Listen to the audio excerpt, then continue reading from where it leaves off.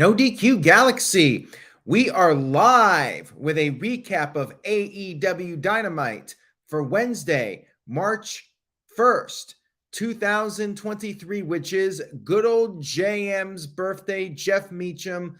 Not only his birthday today, but his 40th birthday. So a very happy birthday to good old JM, Jeff Meacham. Much love to Jeff, longtime friend, longtime contributor to the channel.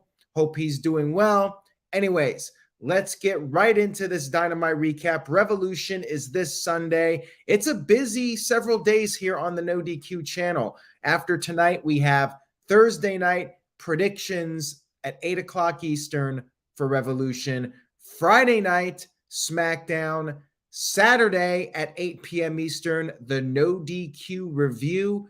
Sunday, sometime after midnight, which technically means Monday, Revolution recap, and then Monday night, of course, Raw recap. 6 straight nights in a row of streaming. Let's not waste any more time. Let's get into Dynamite. We kicked off the show with Orange Cassidy, the All-Atlantic champion, versus Big Willie, Big Bill, Big Cass, whatever the hell they're calling him now. OC kept playing the stick and move game, and he would roll to the outside of the ring. He would dare Bill to come after him. Bill would go to the outside. Orange Cassidy would get back in, and he was doing this throughout the match, trying to keep his distance and use his speed against the bigger man. Orange Cassidy went to the outside and took Stokely Hathaway's glasses. Willie eventually caught Orange Cassidy, hit him with a sidewalk slam, and then choke slammed Cassidy through the timekeeper's table on the outside of the ring. Continued his dominance for a long time, and then Danhausen came down. You had Stokely Hathaway hitting Danhausen with his cast with some help from Big Bill. Orange Cassidy took advantage of this, though, and hit the orange punch to the leg of Big Willie, hit a DDT to Bill, 2 orange punches, and then finally, with Big Billy not going down, Orange Cassidy went to the top and hit one final orange punch and picked up the win. So yes, Orange Cassidy defeated the 7-foot-tall Big Cass, and you can't teach that. I mean, it is what it is. You know, Big Bill's just there. He's a body, tall guy, but at the end of the day, the smaller guys are the ones that AEW has been investing in, whether it's Jungle Boy or Orange Cassidy. They're the originals. They're the ones being pushed. It is what it is. Match was entertaining, though, for what it was. Pretty standard big man versus little guy match. We had some footage of a bloody Jon Moxley from last week's Dynamite after the show went off the air. He cut this promo in a hallway and said that Adam Page is a great wrestler and a great man, but he is not the same animal as Moxley. And Moxley said he will die to protect what is his. Now, does this mean that Moxley bleeded on this week's Dynamite? Does it count since it was footage from last week that we did not see? I guess it does count technically.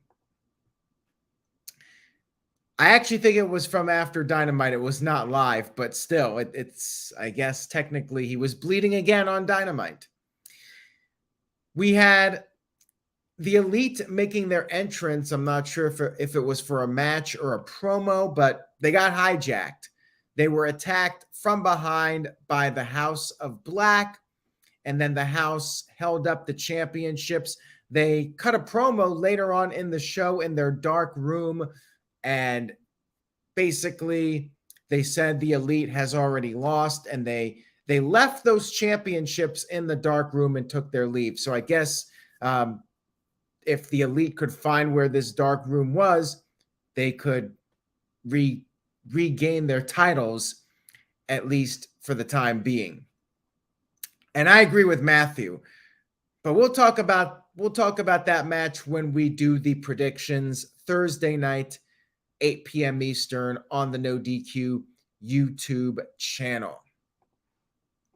We had the Face of the Revolution ladder match with Samoa Joe on commentary, and the winner would be getting an opportunity at the TNT title on next week's Dynamite against either Joe or Wardlow. We had Sammy Guevara, Action Andretti, Takeshita, Eddie Kingston, Powerhouse Hobbs, AR Fox, Ortiz, and a new guy named Commander, a luchador. He was in this, and he did a really cool looking spot. I mean, it was impressive. He literally ran on the top rope and ran across the ring and did a springboard dive to the outside onto everybody out there. Doesn't really make logical sense. Like, why not just walk over to the top rope where everybody's at and just do your move? Like, why would you run across from the other side? I guess you're showing off. He's a show off, Dolph Ziggler is a show off. Commander being on national television, you got to show off and get that contract or whatever. I'm thinking we'll see that graphic for him in no time from Tony Khan. So he was a highlight of the match.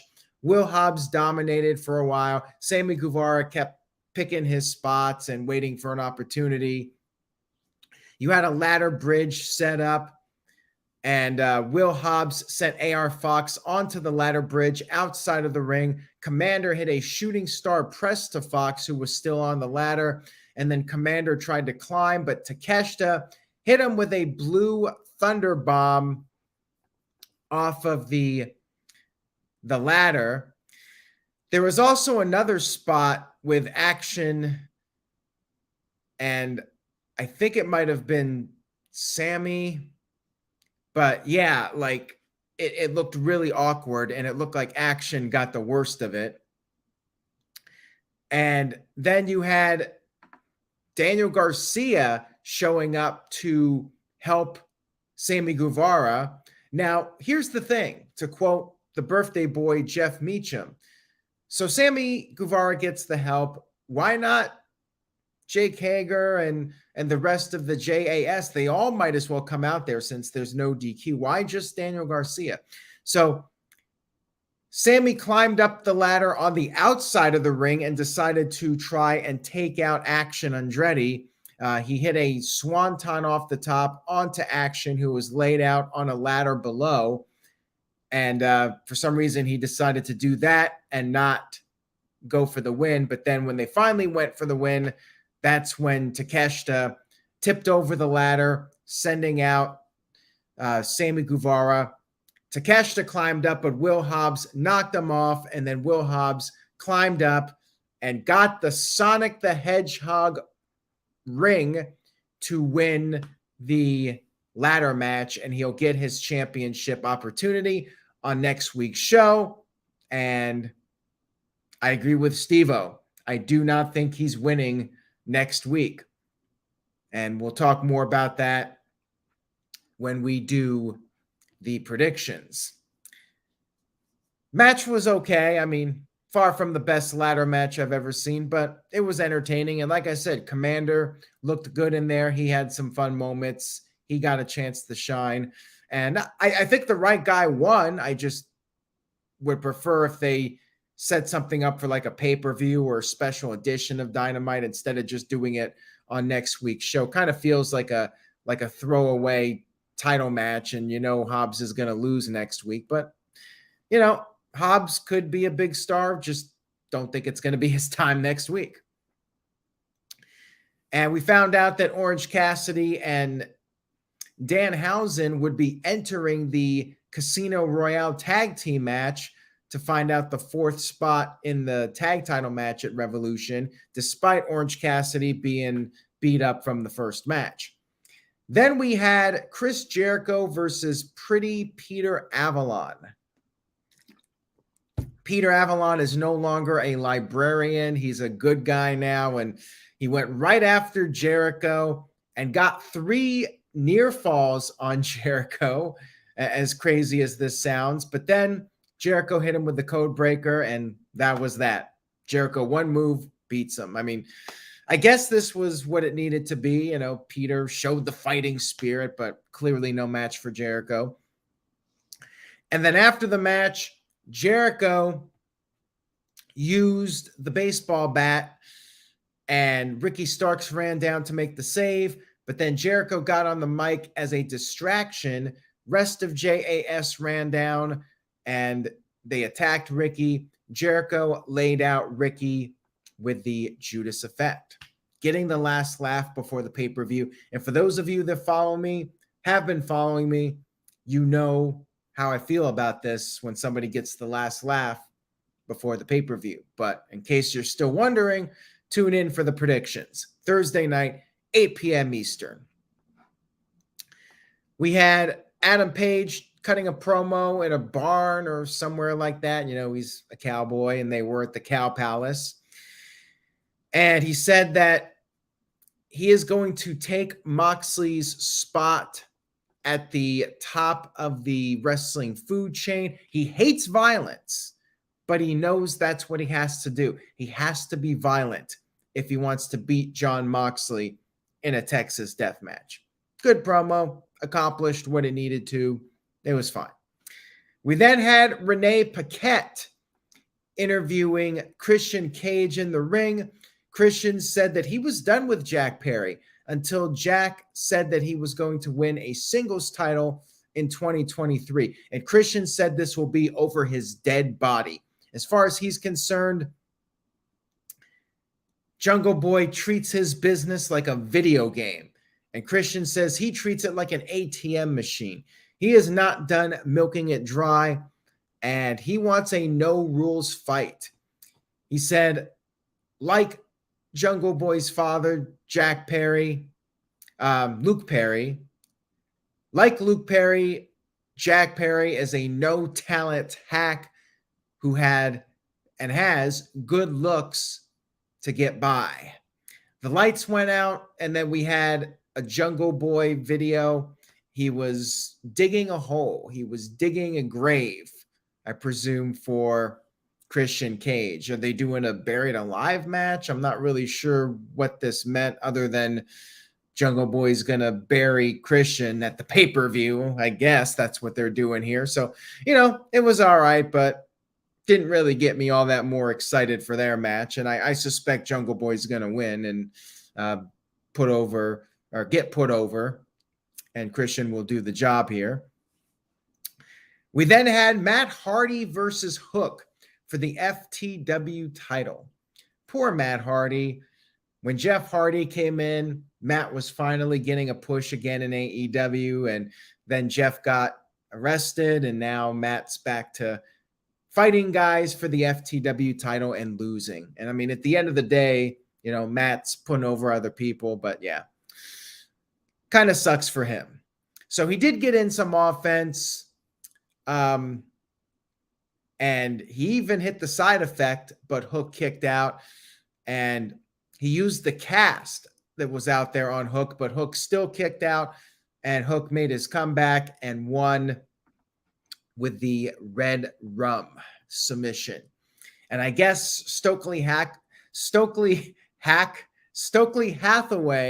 has to fight Hook in a no DQ match or something. I'm not even sure what their stipulation was. I rarely watch Rampage, so hard to keep up on the Hook and Stokely Hathaway storyline. But yeah, Stokely was very upset about Matt Hardy losing this match. We then had Toni Storm versus Riho in the standard 9:15 to 9:30 time spot. And yes, Britt Baker and Jamie Hayter are baby faces, but I'm still thinking we get a Britt Baker heel turn. Like, whatever happened to that storyline between them? Like, we all thought that Britt Baker was going to betray Jamie and nothing ever happened. So it may still be coming. Like, Britt Baker is a face, you know. I feel like we might get that turn at the pay-per-view. We'll see. So anyways, Toni Storm versus Riho, the first AEW Women's Champion. And Storm attacked Riho when Riho was just making her entrance, still in her ring jacket. Riho did recover, built up some momentum, but then Saraya started trash talking, and she took a cheap shot while the referee was distracted. And that's when Britt Baker and Toni Storm showed up to make sure there were no more shenanigans. And Riho did make a comeback, hit a diving crossbody to the outside, but Storm was able to regain the upper hand. And then she put on the cloverleaf. Toni Storm put on the cloverleaf to Riho, but Britt Baker got on the apron and distracted Toni Storm. And Riho rolled up Toni, got the 1-2-3 victory. And then afterwards, Riho was immediately attacked by Toni Storm. Jamie Hayter and Saraya started brawling. Ruby Soho ran down, punched out Saraya, but then punched out Jamie Hayter as well, because it's every woman for herself. They all brawled. Security ran down. Pull apart brawl. Wrestling 101. It gets the easy pop. Crowd chanted, "Let them fight." It was a good crowd. San Francisco Cow Palace, first time for AEW in San Francisco. Of course, AEW is going to be in San Francisco for Revolution at the Chase Center. The only negative, the crowd was hot, but it looked really empty in that building. Apparently they had about 4,000, but they can fit over 10K in the Cow Palace. And the building looked really empty on TV. They had the lights turned way down. So that's a negative, of course, that it looks like, WCW 2000 as the company was dying. Always a better look when you have a full arena, makes the promotion look more major league. You had a Keith Lee promo with Dustin Rhodes doing something at Rampage. I'm a little surprised. Are we not getting, I don't think we are, but maybe I'm wrong. Why are we not getting Keith Lee versus Swerve Strickland at the pay-per-view? Correct me if I'm wrong if we are. Now, granted, we do have an hour-long Iron Man match, and, they put the ladder match on Dynamite for free, which is understandable if you got that Iron Man match taking up time. Makes sense to me. We then had our tag team gauntlet casino match, whatever the hell they call it, with a bunch of tag teams. Silver and Reynolds were the first two out there, but then they were jumped from behind by Claudio and Wheeler Yuta. And I guess they are officially heels, because the announcers even brought up how they have a new attitude. Which is fine. I think it was overdue for the heel turn. I think Wheeler Yuta as a babyface was dying a pretty hard death. And, I don't know if this means Moxley's a heel as well, but he was acting heelish last time we saw him. So we had more teams coming out, Roosh and Preston Vance, and Excalibur always calls them by this long-winded name in Spanish. And I'm like, dude, just cut it short. When you stretch it out like that, nobody's going to remember that whole name, and most people aren't even going to know how to pronounce it. So don't even bother. I always roll my eyes when Excalibur says the whole name of the team in Spanish. I'm like, nobody's going to remember that. Nobody's got time for that. Come on now. So anyways, more teams, Lucha Brothers, Aussie Open, the 2.0 guys, and Claudio and Yuta were working well together. Claudio saved Yuta. They did eliminate the Dark Order. Top Flight was out there. Kingdom. And then we had Tony Nese and Daivari attacking the Lucha Brothers, even though they were not in the match. Nese and Daivari, the 205 Live crew, were not in the match, but they attacked the Lucha Brothers, threw the Lucha Brothers back in. Lucha Brothers were eliminated. The Guns ended up coming out there on the stage. And then finally, the last team out there, Orange Cassidy and Danhausen. And Danhausen, Claudio and Yuta were eliminated after the Dark Order came back out there and helped Danhausen and Orange Cassidy. And eventually, Danhausen and Orange Cassidy eliminated Butcher and Blade to get the win. So they're going to Revolution. They got jumped by Jeff Jarrett and Jay Lethal, and then the Acclaimed ran down to make the save. Not sure how I feel about this. Like, for a pay-per-view, I really feel like you should be putting your strongest teams in the tag team title match. Not a team like Danhausen and Orange Cassidy. With all due respect to them, like really this should have been Claudio and Yuta winning, or Lucha Brothers, one of your stronger teams. No FTR, by the way, so they're not in it. 4-way tag team match. We were all speculating maybe they show up as a 5th team as a surprise, but if FTR doesn't show up at Revolution, I think they're done.